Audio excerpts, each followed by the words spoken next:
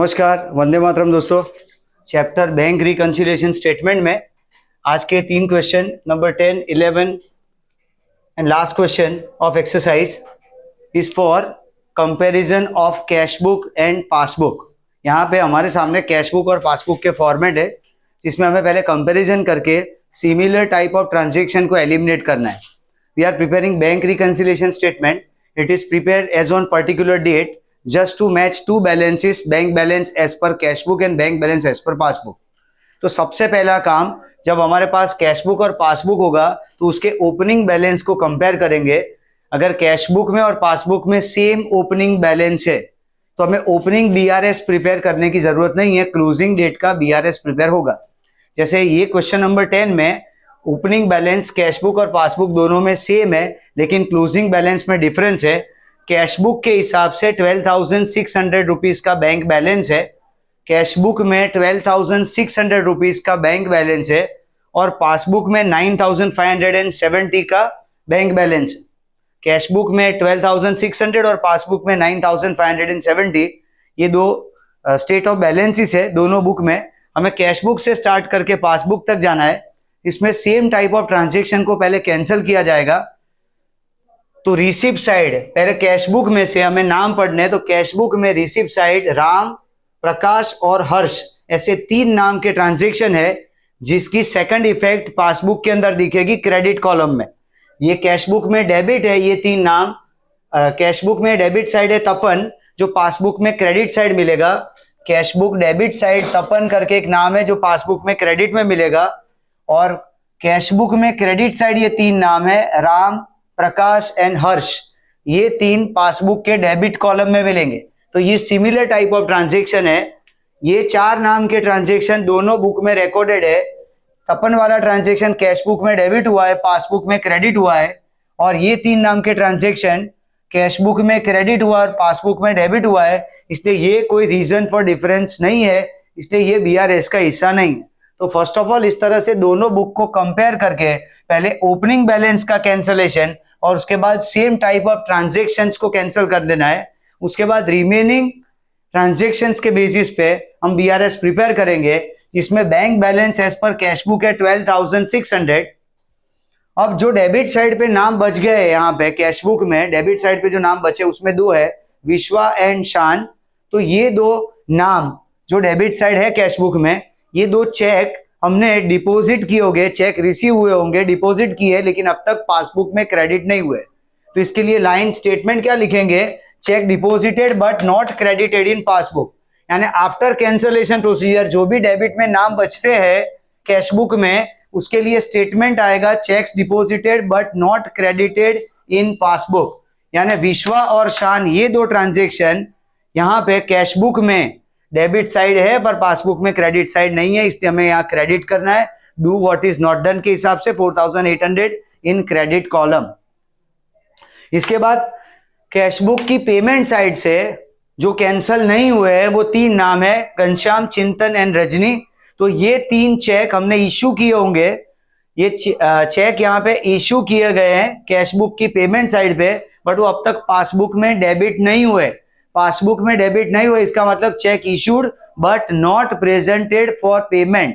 तो statement cheque issued but not presented for payment till 31st में, और उसमें घनश्याम, चिंतन और रजनी के 1,500, 300 एंड 6,000 को यहाँ पे डेबिट कॉलम में लिखा जाएगा। जो डेबिट में से कैंसिल नहीं हुए वो यहाँ क्रेडिट में आएगी अमाउंट, और जो क्रेडिट में से कैंसिल नहीं हुए वो सारे चेक का टोटल यहाँ पे डेबिट में आएगा। जो क्रेडिट में आएगा वो है checks deposited but not credited in passbook, और जो डेबिट में आएगा वो है check issued but not presented for payment.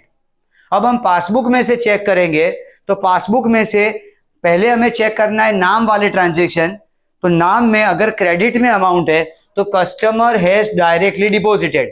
नाम में अगर क्रेडिट में अमाउंट है, पासबुक में नाम में अगर क्रेडिट में अमाउंट है, जो कैंसिल नहीं हुआ है उसकी बात चल रही है, और उसमें अगर क्रेडिट में अमाउंट है तो कस्टमर हैज डायरेक्टली डिपॉजिटेड, जो कि यहाँ बीआरएस में डेबिट होगा। और नाम में अगर क्रेडिट में, नाम में अगर डेबिट में अमाउंट है, नाम में क्रेडिट में अमाउंट है तो कस्टमर हैज डायरेक्टली डिपॉजिटेड। यहाँ पे नाम दिया गया Kinjal, customer Kinjal has directly deposited, तो 9,000 रुपीज यहाँ पे आएगा।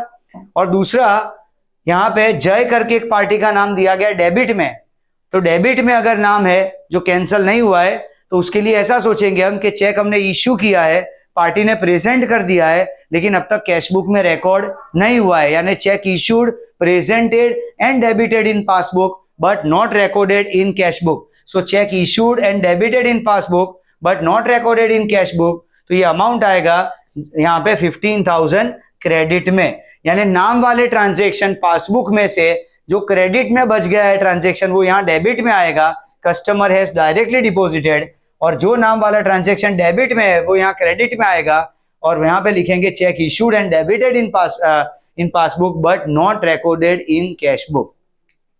इसके बाद पासबुक में बैंक के रिलेटेड ट्रांजेक्शन आएंगे, तो बैंक के रिलेटेड ट्रांजेक्शन में अगर क्रेडिट में है तो bank has credited bank interest, और अगर डेबिट में अमाउंट है तो डेबिट में 3 चांस है, bank interest, bank charges and bank commission.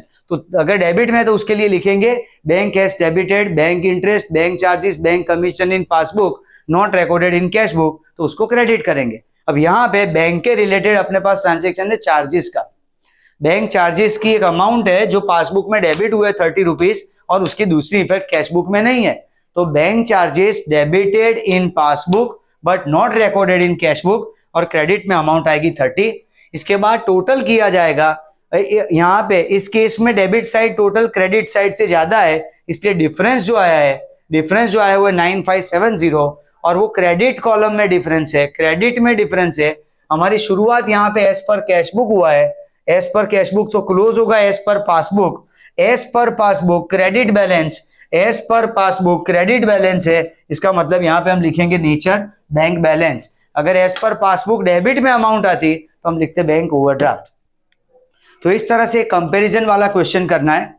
Next जो क्वेश्चन है 11 नंबर में, संजय के लिए बीआरएस प्रिपेयर करना है, लेकिन यहाँ पे प्रॉब्लम ये है कि इसके क्लोजिंग में तो डिफरेंस है जिसके लिए हमें बीआरएस प्रिपेयर करना है, बट इसके ओपनिंग बैलेंस में भी फर्क है। तो सबसे पहले हमें ओपनिंग बीआरएस प्रिपेयर करके ओपनिंग बैलेंस इसको मैच करना होगा, तब तक हम क्लोजिंग बैलेंस के लिए बीआरएस प्रिपेयर नहीं कर सकते, यहाँ पे कैंसिल करने होते हैं ट्रांजेक्शन।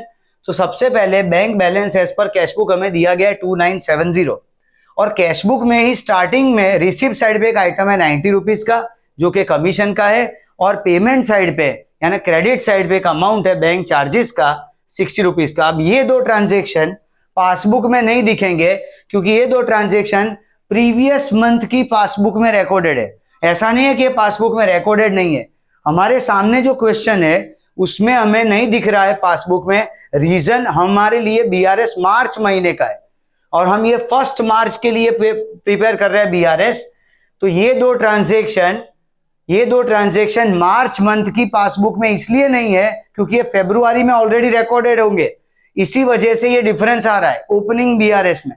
ओपनिंग बैलेंस में डिफरेंस है, कैश बुक का बैलेंस है 2970, bank balance as per cash book 2970, उसमें commission recorded in last month यानी फरवरी में जो हमें रिसीव हुआ था, तो 90 रुपीज का प्लस करेंगे और 60 रुपीज का जो बैंक चार्जेस है वो भी recorded in last month previous month फरवरी में, वो यहाँ पे माइनस करेंगे 60 रुपीज, तब जाके 3000 का बैलेंस आएगा और ये होगा opening bank balance as per passbook. तो कैश बुक और पासबुक के जो बैलेंस का डिफरेंस है इसकी वजह है ये दो ट्रांजेक्शन जो कैश बुक के अंदर हमें दिख रहे हैं लेकिन पासबुक में इसलिए नहीं दिख रहा है क्योंकि प्रीवियस मंथ की पासबुक में एंटर हो चुके हैं।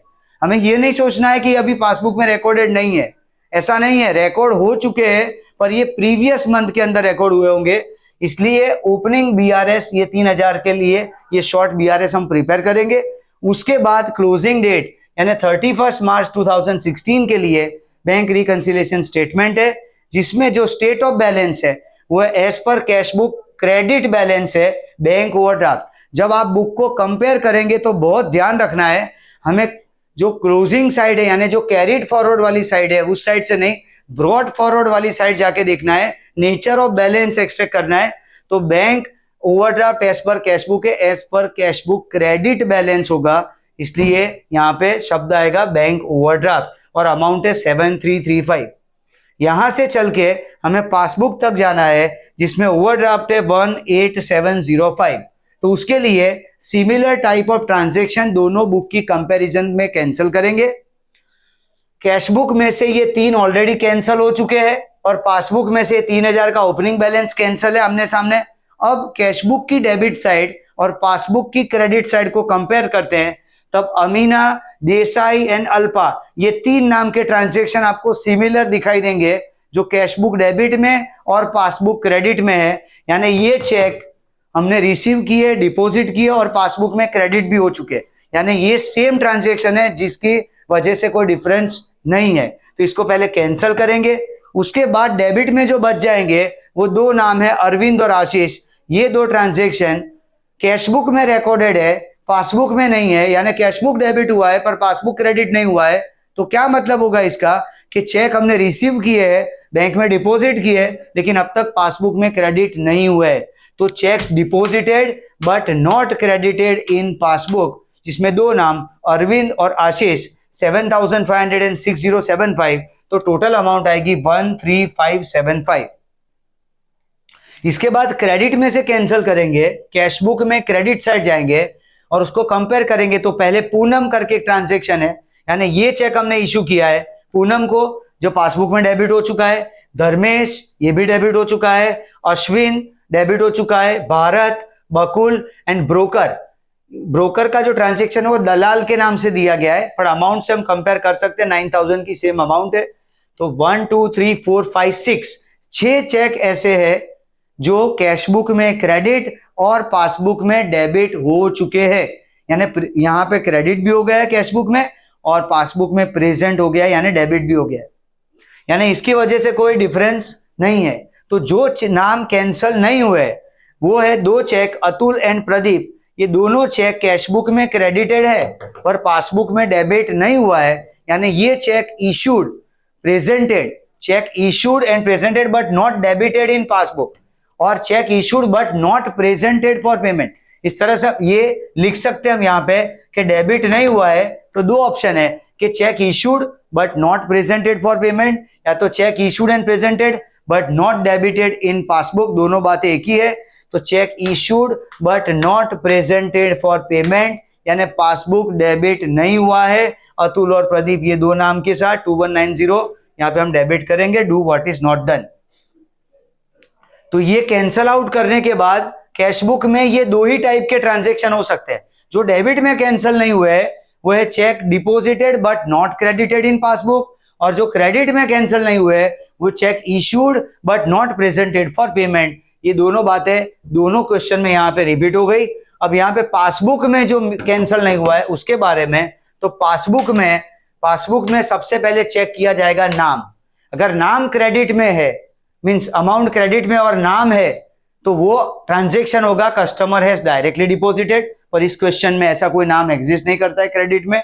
अगर डेबिट में अमाउंट हो और नाम हो तो cheque issued and debited in passbook, cheque issue किया है, हमने इशू किया है चेक, वो पासबुक में डेबिट हुआ है लेकिन अब तक कैश बुक में रिकॉर्डेड नहीं है। तो नाम के ये दोनों ट्रांजैक्शन, एक क्रेडिट के लिए एक डेबिट के लिए, ये क्वेश्चन में एग्जिस्ट नहीं कर रहे हैं। उसके बाद कोई थर्ड पार्टी इनकम या एक्सपेंस हो तो एक डिविडेंड करके एक अमाउंट है 75 रुपीज की जो पासबुक में क्रेडिटेड है, 75 रुपीज की अमाउंट पासबुक में क्रेडिटेड है। तो ये 75 का डिविडेंड बैंक ने हमारे शेयर्स की इन्वेस्टमेंट पे कलेक्ट करके हमारे अकाउंट में क्रेडिट किया है, जिसकी दूसरी इफेक्ट हमें कैश बुक में डेबिट करनी थी पर वो मिसिंग है, बिकॉज ये ट्रेडर को इस बात का कोई नॉलेज नहीं है, कोई नोटिस नहीं है, इसलिए ये डिविडेंड वाला ट्रांजैक्शन मिस हो चुका है। तो यहाँ पे bank has collected and credited dividend in passbook but not recorded in cash book. Bank has collected and credited dividend in passbook but not entered in cash book, 75 debit नहीं हुआ है इसलिए इसकी डेबिट इफेक्ट आएगी। तो third party income है ये। अगर थर्ड पार्टी कोई एक्सपेंस हुआ तो इलेक्ट्रिसिटी के नाम से या इंश्योरेंस प्रीमियम के नाम से डेबिट में अमाउंट होती है, और यहाँ पे इस तरह से नाम इलेक्ट्रिसिटी कंपनी या टेलीफोन की कंपनी का कोई नाम दिया जाता है, वो थर्ड पार्टी एक्सपेंस है, यहाँ पे वो एग्जिस्ट नहीं कर रहा है। अब आते बैंक के रिलेटेड ट्रांजेक्शन। तो अगर क्रेडिट में अमाउंट है तो हमेशा बैंक इंटरेस्ट की इनकम ही होगी, और अगर डेबिट में अमाउंट है तो बैंक इंटरेस्ट, बैंक चार्जेस या बैंक कमीशन की कोई अमाउंट हो सकती है।